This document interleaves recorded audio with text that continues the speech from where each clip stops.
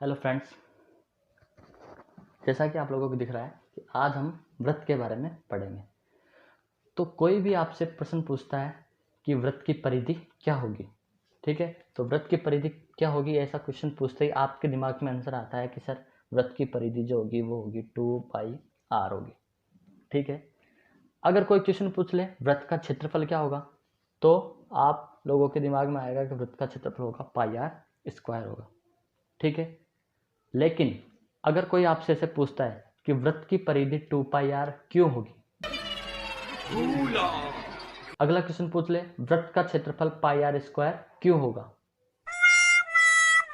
तो अधिकतर लोगों के पास, अधिकतर बच्चों के पास इसका कोई आंसर नहीं होगा। आप लोगों के पास आंसर होगा तो आप बोलोगे कि सर हमें तो हमारे जो गुरुजी हैं, हमारे जो टीचर्स हैं, उन्होंने केवल हमें इतना बताया कि व्रत की परिधि 2πr होती है, व्रत का क्षेत्रफल πr² होता है, और उन्होंने बताया और हमने रट लिया। ऐसा क्यों होता है, कैसे होता है, इसका ना तो हमने कभी कोई क्वेश्चन पूछा ना उन्होंने बताया। तो आज हम सीखेंगे कि व्रत की जो परिधि होती है वो 2πr क्यों होती है और व्रत का क्षेत्रफल πr² क्यों होता है।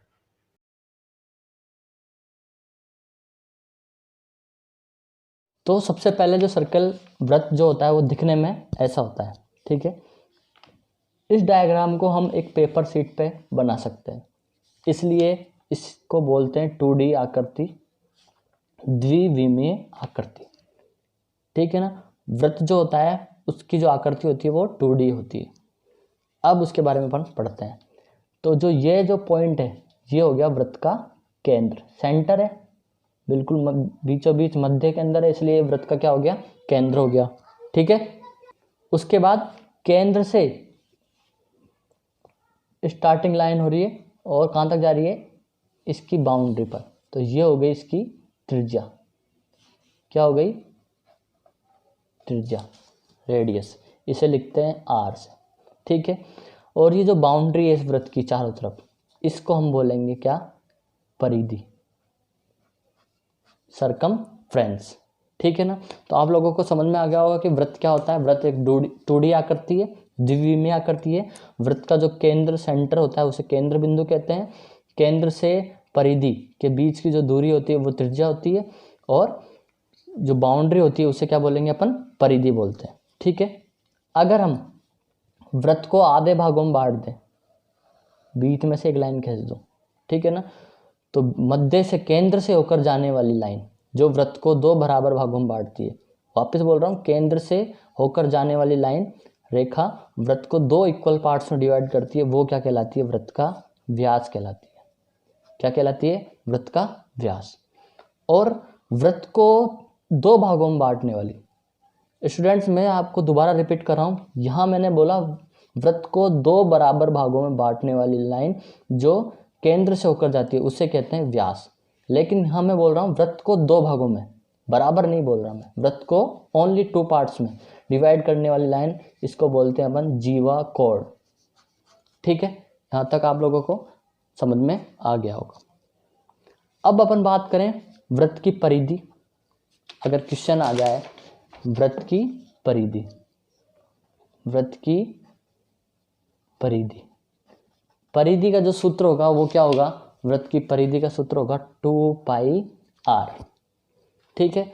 और व्रत का जो क्षेत्रफल होगा, एरिया, क्षेत्रफल, वो होगा πr²। कितना हो जाएगा, πr²।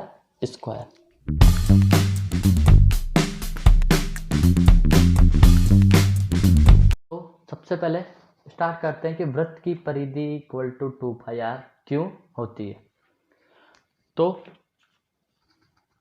केंद्र से, ठीक है ना, केंद्र से परिधि, केंद्र से परिधि के बीच की दूरी क्या कहलाती है, त्रिज्या, जिसे बोलते हैं r, ठीक है, r। और ये हो गया हमारा व्यास। अगर इस त्रिज्या को मैं ऐसे ले जाऊं सुई की तरह, यूं घुमा के, और मैंने यहाँ तक इसको पहुँचा दिया, तो ये जो सुई थी या पेन था वो कितने डिग्री पर घूमा, 180 डिग्री पर। कितने डिग्री पर घूमा, 180 डिग्री पर, ठीक है। तो 180 डिग्री को अगर हमने रेडियन में चेंज कर दिया, वो होता है पाई। डिग्री को 180 डिग्री एंगल बना, 180 डिग्री का जो एंगल होता है उससे रेडियन में बोलते हैं हम पाई। ठीक है, तो कितना हो गया ये यहाँ से यहाँ तक जाने में, ये हो गया पाई आर। ठीक है, वही रिपीट सेम नीचे की तरफ होगी, यहाँ से ये डिग्री का एंगल वापस 180 डिग्री का एंगल बनेगा, वही पाई आर। तो ये भी कितना हो गया पाई आर। तो यहाँ तक जो दूरी तय की ये वाली, ये दूरी इस पॉइंट से, इस बिंदु से ये दूरी यहाँ तक तय की, वो कितनी हो गई पाई आर। ठीक है, वैसे ही इस बिंदु से ये दूरी यहाँ तक आ गए तो वो दूरी भी कितनी हो गई पाई आर। तो टोटल डिस्टेंस, टोटल दूरी कितनी हो गई 2 pi r plus pi r 2 pi r. तो वृत्त की परिधि जो होती है वो क्या होती है 2 पाई आर होती है। आप लोगों को आ गया होगा समझ में।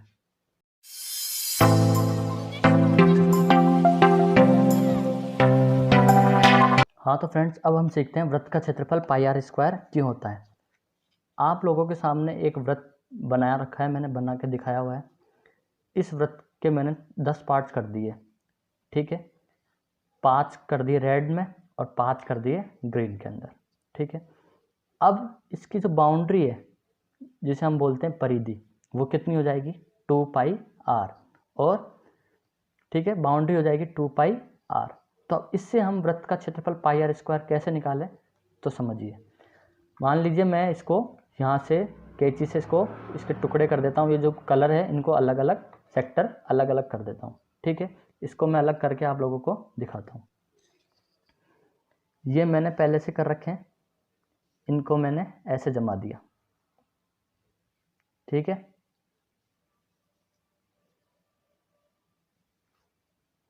तो मैंने इसको इस रूप में जमा दिया। अब आप लोगों के सामने जो ये वृत्त था, ठीक है, इस वृत्त की आकृति को मैंने काट के इस रूप में जमा दिया। तो ये दिखने में कैसा लग रहा है, ये दिखने में आप लोगों को लग रहा होगा आयत जैसा। कैसा लग रहा है आयत। अब ये यहाँ से लेकर यहाँ तक, ये आयत की क्या हो गई लंबाई। ठीक है, और ये आयत की क्या हो गई, ये हो गई आयत की ब्रेथ चौड़ाई। ठीक है, अब आयत का अगर क्षेत्रफल निकालना हो तो हम क्या निकालेंगे, आयत का क्षेत्रफल होता है लंबाई गुणा चौड़ाई होता है। ठीक है, आयत का क्षेत्रफल कितना होता है लंबाई गुणा चौड़ाई। अब आप लोगों को पता है कि जो लंबाई होगी वो कैसे निकालेंगे, तो लंबाई जो होगी वो अर्धवृत्त बनेगा। तो अर्धवृत्त की जो डिस्टेंस होगी, दूरी, वो अभी हमने पढ़ी थी कि अर्धवृत्त की परिधि होती है वो कितनी होती है पाई आर होती है। अर्धवृत्त की परिधि कितनी होती है पाई आर। और यहाँ से लेकर ये क्या हो गई वृत्त की त्रिज्या, ये वृत्त की क्या हो गई त्रिज्या। और ये लंबाई क्या होगी अर्धवृत्त की परिधि। आयत की जो लंबाई होगी वो अर्धवृत्त की परिधि के बराबर होगी, और ये क्या हो गई इसकी त्रिज्या। अब मैं आयत का क्षेत्रफल निकालूं तो क्या होता है लंबाई गुणा चौड़ाई। तो लंबाई कितनी है, लंबाई है हमारी पाई आर, लंबाई कितनी है पाई आर, और चौड़ाई कितनी है आर। दोनों को अगर मैं गुणा कर दूंगा तो कितना आएगा पाई आर स्क्वायर। इस तरह से हम वृत्त का क्षेत्रफल निकालते हैं पाई आर स्क्वायर। ठीक है।